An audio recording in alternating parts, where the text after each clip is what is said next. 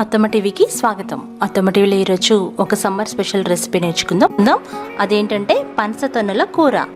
1/2 KG పచ్చి పనసకాయని తెచ్చుకోవాలి. చేతులకి నూనె రాసుకొని, అలాగే మనం తెచ్చుకున్న పచ్చి పనసకాయ ముక్కకి కూడా నూనె రాయాలి.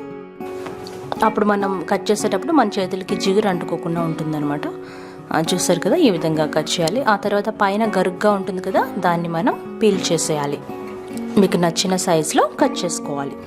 ఇందులో విత్తనాలు ఉంటాయి చిన్న చిన్నవి, అవి మీకు నచ్చినట్లయితే ఉంచుకోండి, వద్దనుకుంటే తీసేసుకోవచ్చు. మీకు ఎంత సైజు కావాలో అంత సైజులో కట్ చేసుకోవాలి. తర్వాత వాటిని ఒక కుక్కర్లోకి తీసుకోవాలి.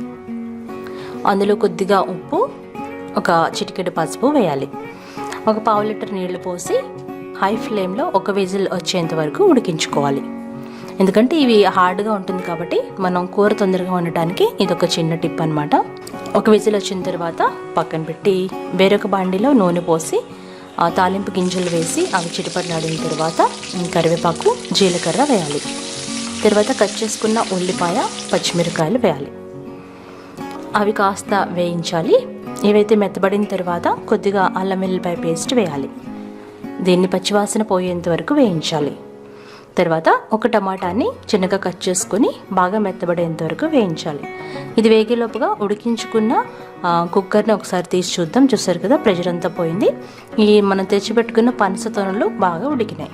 ఈ ఉడికిన పనసతొనల్ని నీళ్లతో సహా మనం ఉడికించుకుంటున్న కూరలో వేసుకోవాలి. ఇంకా ఎక్స్ట్రా నీళ్ళు పోయాల్సిన అవసరం లేదు. అందులో తగినంత కారం, తగినంత ఉప్పు మనం ముందు వేసాం కాబట్టి సరి చూసుకోవాలి. అలాగే జీలకర్ర పొడి, గరం మసాలా పొడి, ధనియాల పొడి వేయాలి. ఇవన్నీ వేసి ఒకసారి బాగా కలిపి మూత పెట్టి మగ్గించుకోవాలి. దాదాపు 5-6 నిమిషాలు మీడియం ఫ్లేమ్లో మగ్గించాలి. చూసారా, మనం నీళ్లు పోయకపోయినా మనం ఆల్రెడీ ఉడికించిన నీళ్ళతోటి కూర మగ్గిపోతుంది. ఒకసారి ముక్క ఉడికిందో లేదో చూసుకొని సర్వ్ చేసుకోవడమే. అంతే, ఎంతో రుచికరమైన సమ్మర్ స్పెషల్ పనసతొనల కూర రెడీ అయిపోయింది. ఈ కూర అన్నంలోకి, రోటీలోకి, చపాతీలోకి చాలా రుచిగా ఉంది. ఈ కూర నాకైతే యాజ్ ఇట్ ఈస్గా చికెన్ కూర లాగా అనిపించింది అనమాట టేస్ట్. మీరు ట్రై చేసి మీకు ఎలా అనిపించిందో కామెంట్లో చెప్పండి.